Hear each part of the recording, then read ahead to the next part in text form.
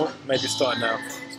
Hey, just come back to you on this training week. Just a couple of things to look at. Obviously, it was a bit broken up just because we had to do that home workout on Monday, but I feel like we programmed that pretty well and got around that. I think your ring rows were good. They were done at a really good tempo. Look at the video there. And your LT work, so that 20 seconds as hard as possible, it is really, really hideous work. You can do it because you're strong.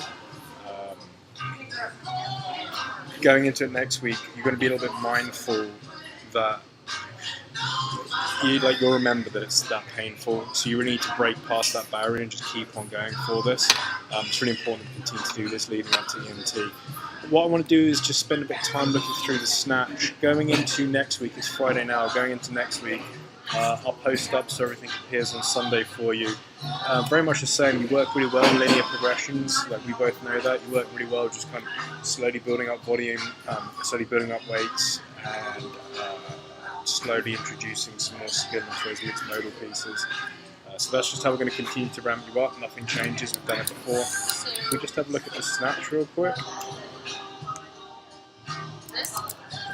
Those are trash, yeah. Sweet. These are actually those rollers which we can shove under the palm space. Oh, like around. Like right behind where that little trash is. Okay. And you slide it out the way.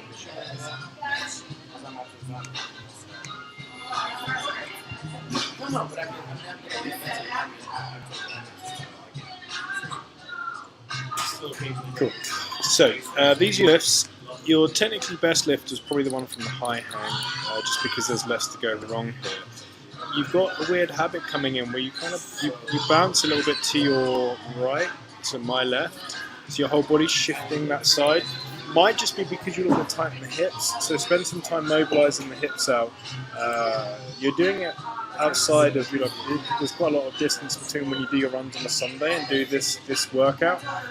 Maybe it's some time commuting up and down on the train, but typically it's tight hips, especially with somebody who's typically more mobile.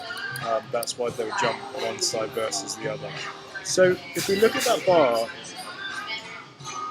you've got a really good foot extension here. So the ankles are fully extended, knees are fully extended, hips are fully extended. This is a good body position. You can see that your elbows are being pulled back a little bit and they want to be pulled up. You're doing a good job here of leaning back on the bar, which we've talked about before. But you can see in this position, your elbows are already up, and you can see you're punching towards the camera. So you're punching towards that wall in front of you. At this position, you want to be punching down towards the floor as long as you can and then turning out. It's going to make your transition a lot quicker. You do again the same here.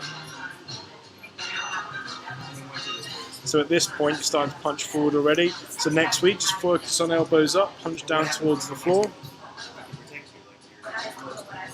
And again here. And again, full extension on this, I like it. But again, you start punching out, you punch out a little bit sooner on that, which is why it's probably the weakest lift out of them.